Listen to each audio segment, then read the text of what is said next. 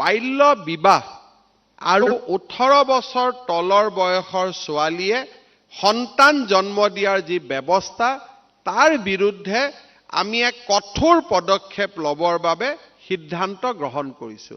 হয়তো হাজাৰ হাজাৰ স্বামী অহা 5 মাহত গ্ৰেপ্তাৰ হ'ব, কিছুমানৰ যাৱজ্জীৱন কাৰাদণ্ডও হ'ব।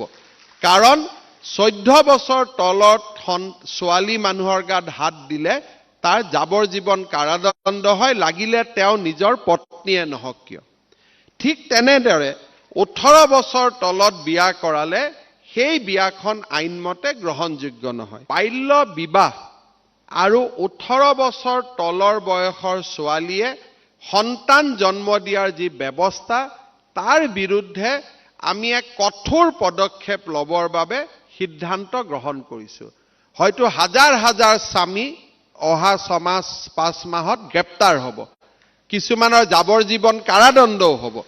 কাৰণ 14 বছৰ তলত ছোৱালী মানুহৰ গাত হাত দিলে তাৰ যাৱজ্জীৱন কাৰাদণ্ড হয়, লাগিলে তেওঁ নিজৰ পত্নীয়ে নহওক কিয়।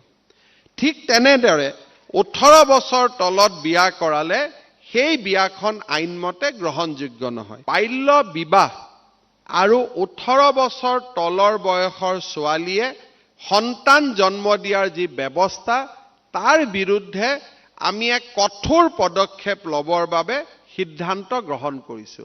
হয়তো হাজাৰ হাজাৰ স্বামী অহা 5 মাহত গ্ৰেপ্তাৰ হ'ব, কিছুমানৰ যাৱজ্জীৱন কাৰাদণ্ডও হ'ব। কাৰণ 14 বছৰ তলত ছোৱালী মানুহৰ গাত হাত দিলে তাৰ যাৱজ্জীৱন কাৰাদণ্ড হয়, লাগিলে তেওঁ নিজৰ পত্নীয়ে নহওক কিয়।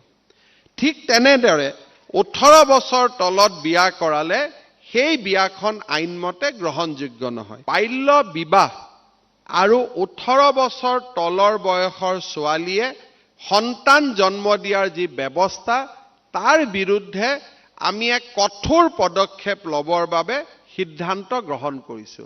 হয়তো হাজাৰ হাজাৰ স্বামী অহা 5 মাহত গ্ৰেপ্তাৰ হ'ব, কিছুমানৰ যাৱজ্জীৱন কাৰাদণ্ডও হ'ব।